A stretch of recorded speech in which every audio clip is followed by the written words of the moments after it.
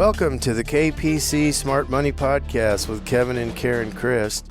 Hope you all are doing good today. We've got a good topic today, and it's about being prepared financially for the unexpected, you know? Mm-hmm. With spring showers picking up around us, there's no better time to talk about saving up a financial cushion. Yeah, no kidding. While it's about to rain. Yeah.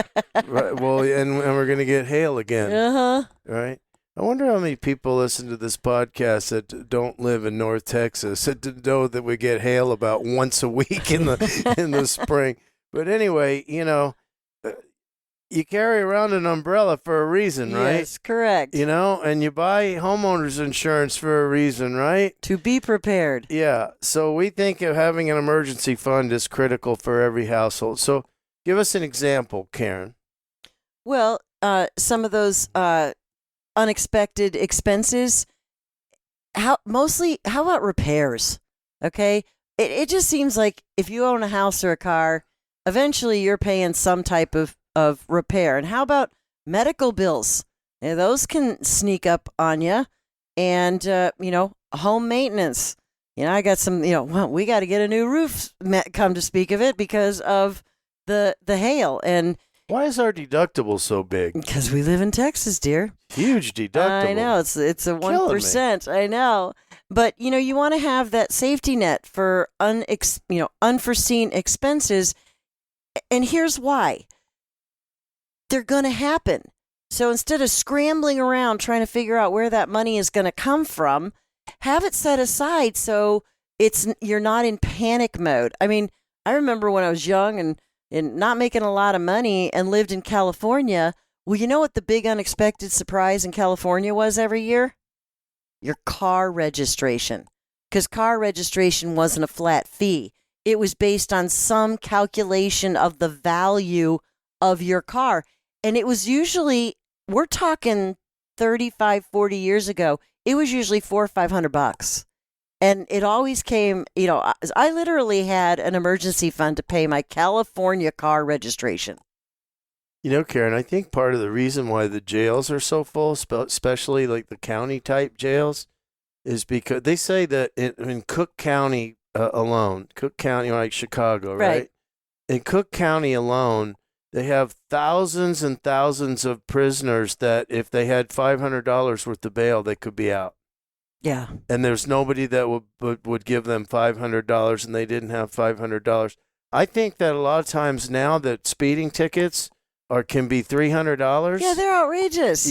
So people wind up, getting pulled over, and they didn't pay their speeding ticket.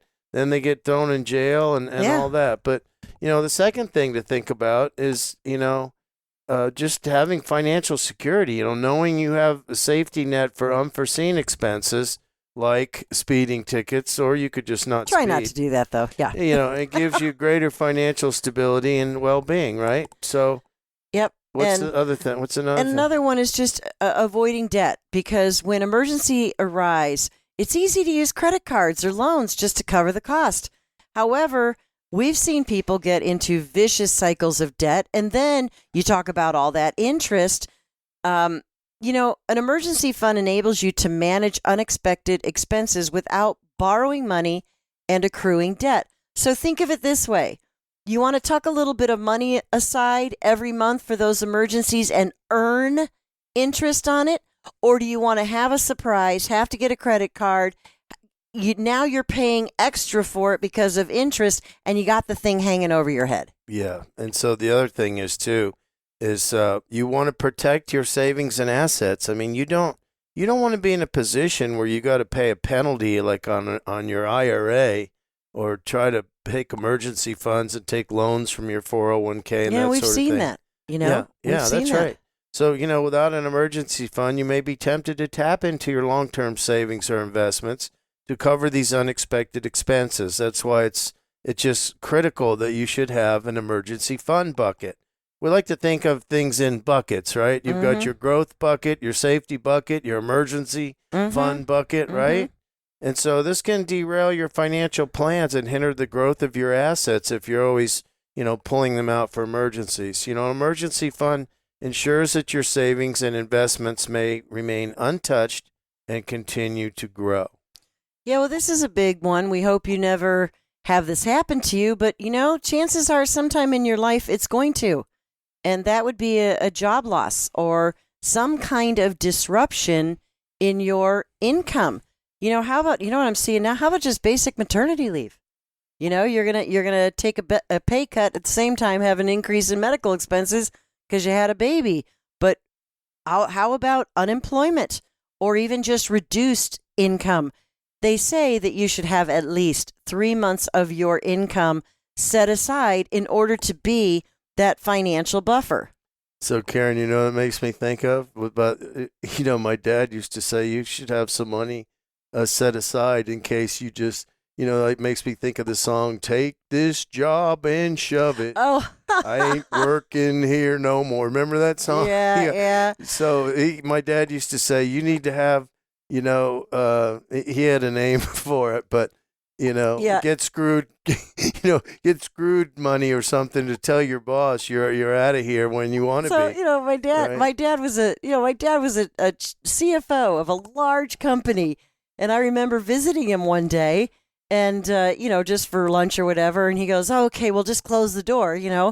I closed the door and there's this massive poster on the back of my dad's door with this frog with it standing up with its arms crossed and its legs crossed. And down below it says, "I'm so happy here I could just." Yeah. Yeah. And I was just like, it blew Starts me. with an S. Yeah, and it just blew me away that my dad had this thing on the back of his door. That's pretty funny. So the other reason why you want to have a savings account, an emergency fund, we like to call it, is the flexibility and adaptability. So life circumstances change, and an emergency fund gives you the flexibility to adapt to those changes, whether it's relocating for a new job opportunity, escaping an unhealthy living situation, or making a career change.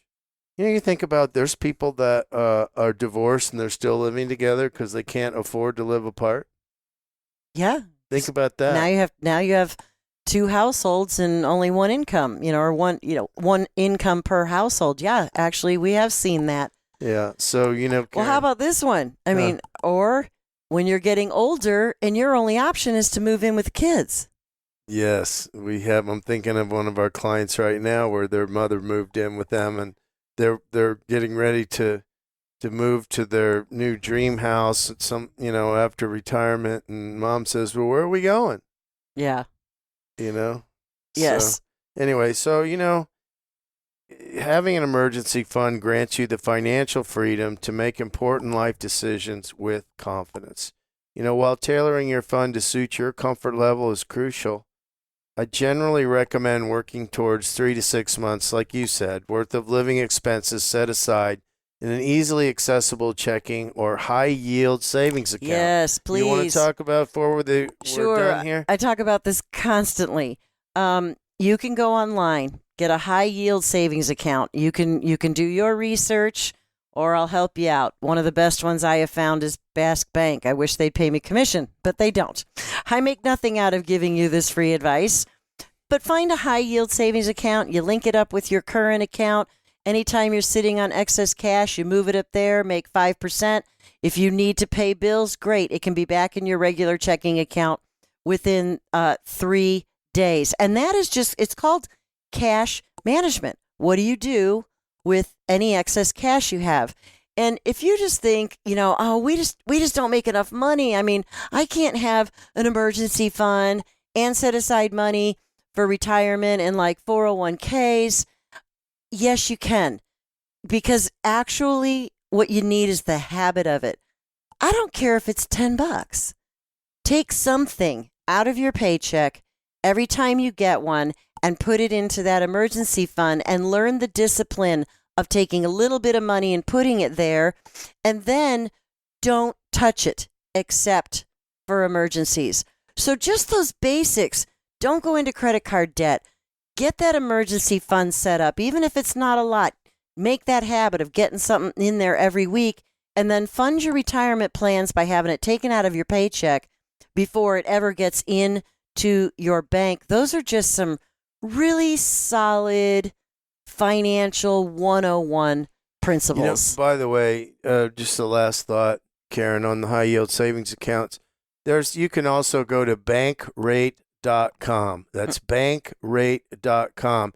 If you're not comfortable with, banks you've never heard of, but Comenity or Basque Bank or some of these others, they're all, by the way, FDIC insured up to $250,000. But if you're not comfortable with that, there's American Express Bank, Citibank, there's some other well-known names.